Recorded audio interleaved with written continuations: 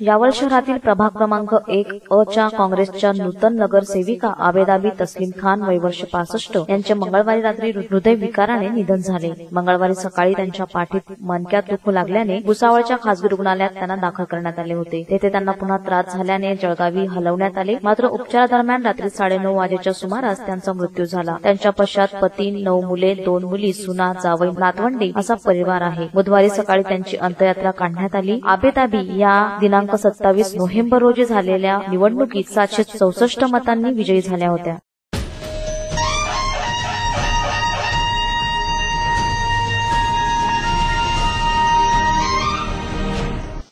जागृत नागरिक सुरक्षित शहर। आपल्या आसपास होणाऱ्या सर्व घडामोडी कैद करा आपल्या अँड्रॉइड मोबाईलमध्ये आणि पाठवा आम्हाला। आम्ही आपल्या सर्व घडामोडी आमच्या न्यूज महाराष्ट्राच्या बुलेटिनमध्ये फ्लॅश करू। सोबत पाठवा आपले नाव आणि परिसराचे नाव। आमचा व्हॉट्सअप क्रमांक आहे 9890952148, 9371193312 आणि 9421081781। न्यूज महाराष्ट्र सदैव आपल्या सोबत। रहा कनेक्टेड न्यूज महाराष्ट्राशी केव्हाही कुठेही। युट्यूबवर सबस्क्राईब करा न्यूज महाराष्ट्र या पेजला आणि पाहत राहा न्यूज महाराष्ट्राच्या घडामोडी। न्यूज महाराष्ट्र सदैव आपल्या सोबत। आज आपण कागदांपासून बनवलेल्या नोटा रोजच वापरतो, मात्र भारतात कागदी नोटांची सुरुवात कशी झाली आणि त्यावेळी रुपया कसा होता हे आपल्यातील बऱ्याच जणांना माहित नसेल। रुपयांची सुरुवात होण्याची कहाणी अतिशय रंजक आहे। प्रारंभीच्या काळात बँकेची नोट म्हणजे एक वचनपत्र होते आणि एखाद्या मौल्यवान धातूच्या नाण्यांच्या बदल्यात ते दिले जात होते। पुढे नाण्यांच्या जागी एक बँकेने बँक नोट सुरू केली। बँक नोट एक शानदार पद्धत होती, तिच्यामुळे वजनदार नाण्यांऐवजी बँक नोटांनी देवघेणीचे व्यवहार करण्यात सोपे जाऊ लागले। या बाबतीची अधिक माहितीचा शोध करत न्यूज महाराष्ट्राच्या आमच्या टीमने भुसावळ येथील 15 बंगला परिसरात राहणारे जॉन अंकल यांच्याशी संपर्क साधला। प्राचीन काळामध्ये म्हणजे शिवरायाच्या काळामध्ये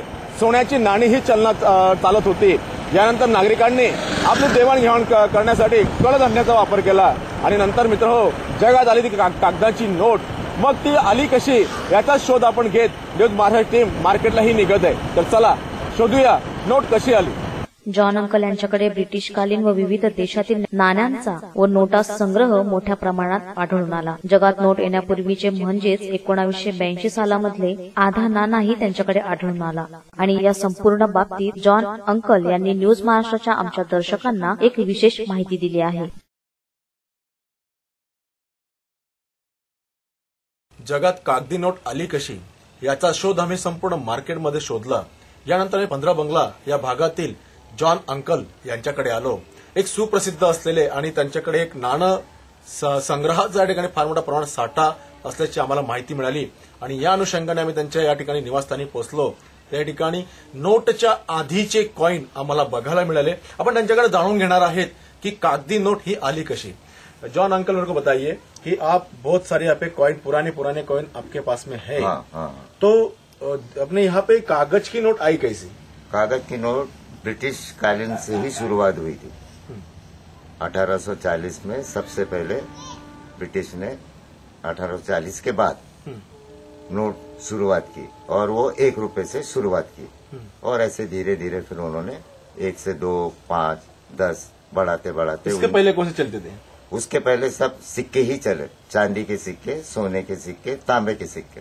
अच्छा, ये जो सब जो चल रही है अभी मेरे हाथ में है, हाँ, ये जो पहले चलते थे, ये पहले ही चलते। अच्छा, और सबसे पहला कॉइन मेरे ख्याल से ये छोटा कॉइन जो दिख रहा, हाँ। इसके ऊपर 1882 लिखा है। हाँ। वो टाइम का चलने वाला ये कॉइन था, वो टाइम में चलता था। वो टाइम में चलता। ये कितने का कॉइन कितने का होगा? ये 2 आना है। 2 आना। हाँ। अच्छा, ये उस समय का 2 आना है। बैंक नहीं भी था तो ये गवर्नमेंट की ट्रेजरी में से शुरू होता था और वहीं जमा होता था। अच्छा, फिर 1935 में रिजर्व बैंक हुआ, फिर ये रिजर्व बैंक में जमा होना शुरू हुआ पैसा और वहीं से डिस्ट्रीब्यूट होना शुरू हुआ। सबसे पहली नोट अपनी 1 रुपए की आई। 1 रुपए से ये 1 रुपए की पहले सबसे नोट आई। हाँ। फिर बाद में 2 की आई। 2 की। अच्छा, ऐसे बढ़ाते बढ़ाते 100 तक ब्रिटिश कालीन में रही। लेकिन ब्रिटिश ने 1000 की नोट नहीं बनाई, बस 100 के आगे नहीं बनाए उन्होंने। 18व्या शतकापासून 1861 पर्यंत बँक प्रॉमिसरी नोट म्हणजे वचनपत्रासाठी बँकांना स्वातंत्र्य होते।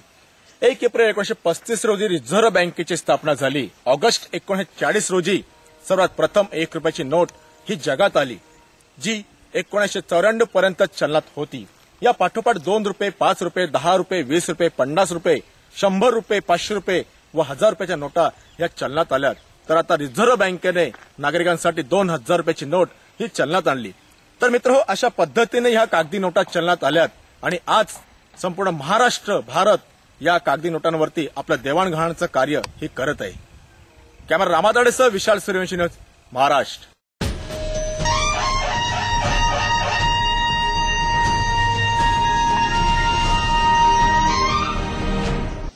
मुक्ताईनगर तालुक्यातील कुऱ्हाकाकोडा येथे विषारी साप परवड घोणस हे वार्ड नंबर 3 मध्ये आढळून आली. प्रभाकर खानझोडे यांच्या राहत्या घराच्या कंपाऊंडमध्ये ही घोणस आढळून आली. कुऱ्हा येथील सर्पमित्र संजय इंगळे यांनी त्यास पकडून जीवदान दिले. त्यामुळे परिसरातील नागरिकांनी सुटकेचा श्वास घेतला आहे.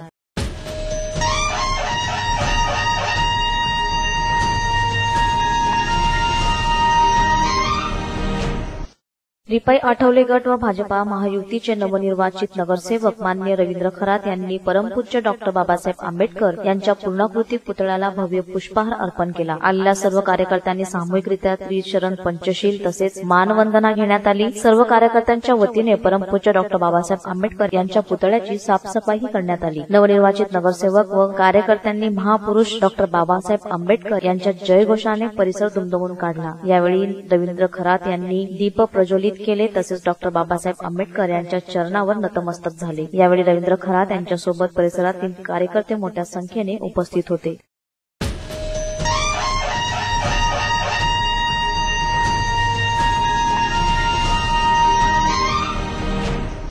जागृत नागरिक सुरक्षित शहर. आपल्या आसपास होणाऱ्या सर्व घडामोडी कैद करा आपल्या अँड्रॉइड मोबाईलमध्ये आणि पाठवा आम्हाला. आम्ही आपल्या सर्व घडामोडी आमच्या न्यूज महाराष्ट्राच्या बुलेटिनमध्ये फ्लॅश करू. सोबत पाठवा आपले नाव आणि परिसराचे नाव. आमचा व्हॉट्सअप क्रमांक आहे 9890952148, 9371193312 आणि 9421081781. न्यूज महाराष्ट्र सदैव आपल्यासोबत. रहा कनेक्टेड न्यूज महाराष्ट्राशी केव्हाही कुठेही. युट्यूबवर सबस्क्राईब करा न्यूज महाराष्ट्र या पेजला आणि पाहत राहा न्यूज महाराष्ट्राच्या घडामोडी. न्यूज महाराष्ट्र सदैव आपल्यासोबत. भुसावळ रस्त्यावरील पिंपरूड फाट्याजवळ बनाना प्रोसेसिंग प्रकल्पासमोर फैजपूरकडे येणाऱ्या जामनेर धारणी MH20BL1410 ही बस व भुसावळकडे जाणाऱ्या माऊली कार MP 10 CA 2022 यांची समोरासमोर झालेल्या भीषण अपघातात माऊली कार मधील तिघांपैकी 2 ठार तर 1 गंभीर झाला आहे. सदर अपघातग्रस्तांना भुसावळ येथे रुग्णालयात उपचारार्थ रुग्णवाहिकाद्वारे नागरिकांच्या मदतीने पोलिसांनी रवाना केला आहे. सदर अपघात दुपारी 2 ते 2:30च्या दरम्यान झाला. सदर अपघातास्थानी ट्रकमधील केळी, पत्ती आदी कचरा मोठ्या प्रमाणात टाकला जातो. हा कचरा पेटवण्यात आला त्यामुळे मोठ्या प्रमाणात धूर रस्त्यावर पसरल्याने सदर अपघात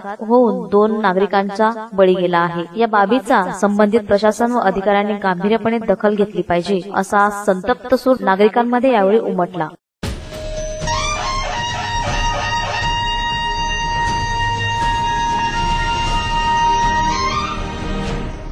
कुऱ्हाकाकोडा तालुका मुक्ताईनगर येथील वन विभागाच्या कार्यालयात संविधान दिन साजरा करण्यात आला. यावेळी शहीदांना श्रद्धांजलीही अर्पण करण्यात आली. यावेळी झालेल्या कार्यक्रमात सुरुवातीला डॉक्टर बाबासाहेब आंबेडकर यांच्या प्रतिमेला डॉक्टर गजानन खिरळकर यांच्या हस्ते पुष्पहार अर्पण करण्यात आला. या प्रसंगी संविधानाच्या उद्देश पत्रिकेचे वाचन कार्यालयीन लिपिक SP गावंडे यांनी केले. 26/11च्या हल्ल्यातील शहीदांना उपस्थितांनी आदरांजली अर्पण केली. यावेळी कुऱ्हा वनपाल AG पाटील, वनरक्षक KM Badure, SP Waghmare, RL आसुरे, KB Pawar, SM Bagul, वनमजूर AD Tayde, प्रकाश टाकरखेडे, राजू कासवेकर, बाबूराव गावंडे आदी उपस्थित होते.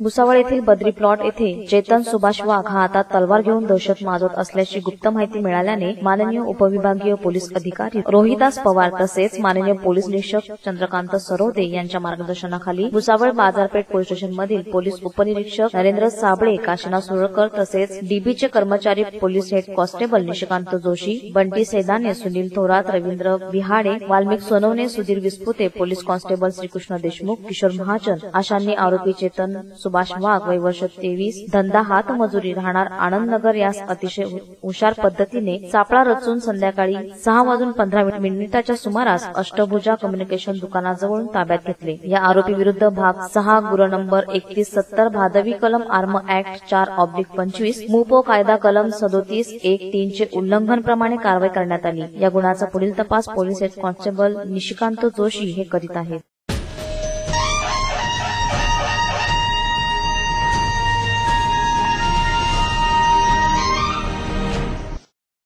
मनमाड येथे वास्को निजामुद्दीन गोवा एक्सप्रेस या गाडीच्या जनरल डब्यातून धूर निघत असल्याचे पाहून प्रवाशांमध्ये भीतीचे वातावरण निर्माण झाले. काही प्रवाशांनी गाडीतून उड्या मारल्याने 2 महिला जखमी झाल्या आहेत. गाडी मनमाड जवळ तब्बल 2 तास प्रवाशांनी रोखून धरली. यानंतर मनमाड स्टेशन जवळ हा डब्बा काढण्यात आला. यावेळी जनरल डब्यातील वायरिंग ही जळालेल्या अवस्थेत आढळून आली. जनरल डब्यातील पॅनलमध्ये शॉर्ट सर्किट होऊन किरकोळ आग लागली होती. यानंतर भुसावळ येथे गोवा एक्सप्रेस थांबून येथील ऑन ड्युटी स्टाफने या प्रकरणाची कसून चौकशी केली.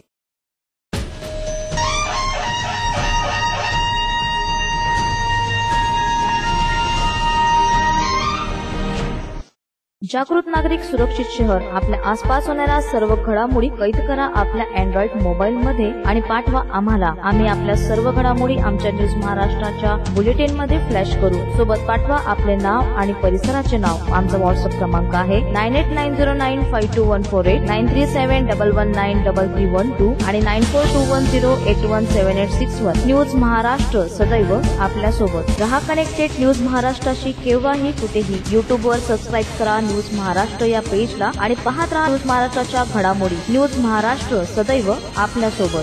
अकोले तहसील कार्यालयासमोर 1 दिवसीय उपोषण नगराध्यक्षांसह नगरसेवकांनी केलं. नगरपंचायत स्थापन होऊन 1.5 वर्षानंतरही मुख्याधिकारी नाही. प्रशासकीय कामे करण्यात व विकास कामांना अडचणी येत आहे. शासनाचं लक्ष वेधण्यासाठी हे 1 दिवसीय उपोषण करण्यात आलं होतं.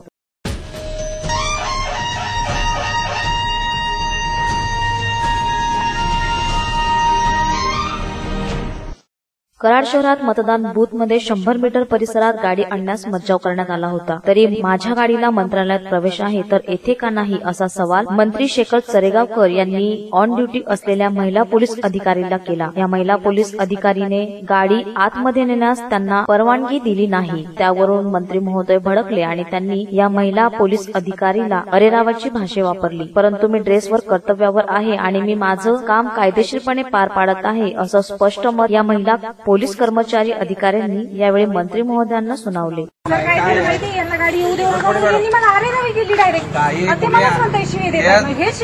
तुम्ही बरं का जिल्ह्यामध्ये कोणाला जरी सांगितलं मी आरे रवी केली तरी तुम्हाला कोणी लक्षात तुमच्यावर विश्वास ठेवणार. मला हे लक्षात ठेवा आणि स्वतःला जास्त शाणे समजू नका तुम्ही. मी तुम्हाला आता तेच सांगतो. हाकलून द्या. मी तर सस्पेंडच करायला लावणार आहे. बघा मी समजता काय स्वतःला मंत्र्यांबरोबर बोलताना आणि एवढं जर समजत नसेल मंत्री कोण आहेत काय तर कशाला बंदोबस्ताला येतात.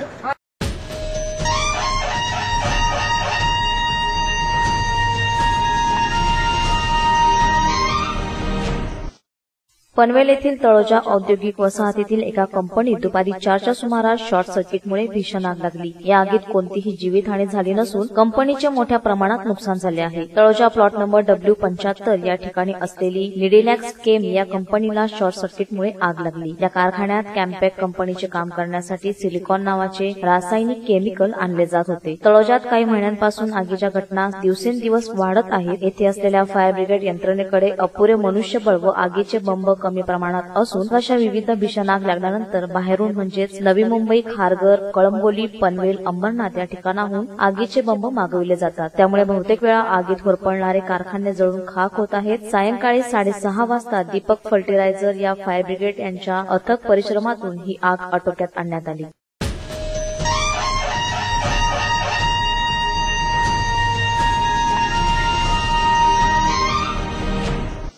नाशिक रोड येथे अचानक स्कूल व्हॅनला आग लागली. या व्हॅनमधील 15 मुलांना सुखरूप काढण्यात आले आहे. नाशिक रोडच्या KN स्कूलमधील हे विद्यार्थी होते. शिवाजी चौक परिसरात ही घटना घडली. या घटनेत सुदैवाने कुठलीही जीवितहानी झाली नाहीये. अग्निशामक दलाने योग्य वेळी येऊन ही आग विझवली. या स्कूल व्हॅनमध्ये गॅस किट लागलेले होते, परंतु सुदैवाने अशी कुठलीही घटना घडली नाही. यामुळे येथील नागरिकांनी सुटकेचा श्वास सोडला.